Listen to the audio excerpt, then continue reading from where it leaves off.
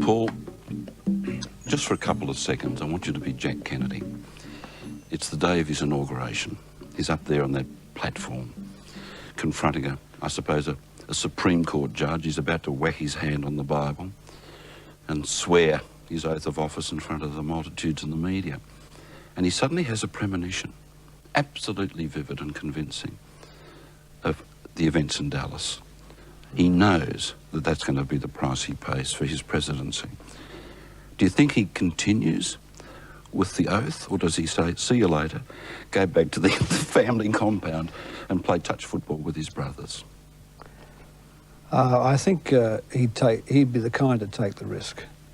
I mean, were he to know for sure, then, of course, you'd turn your back on it all. but to be not 100% sure would be worth taking the risk. I'd say he'd take the risk. Would every politician take the risk? Every, top banana?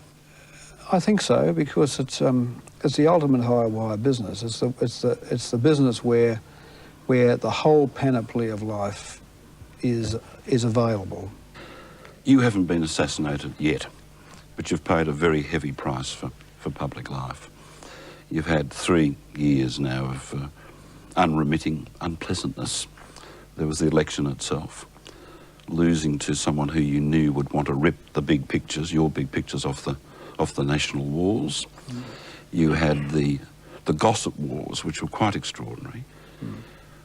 The failure of the marriage, and 60 Minutes going for you. Now, this is not a program that's usually regarded as being particularly kosher when it comes to journalistic analysis.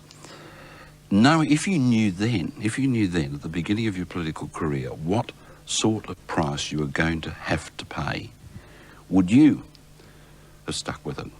Oh yeah, sure. I mean, I can put the question in reverse.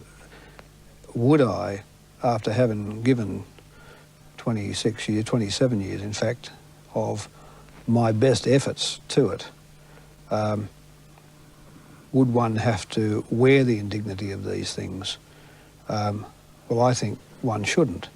I don't think that anyone should have to bear this sort of calumny or these detractions that I've had to bear after 26 years of effort.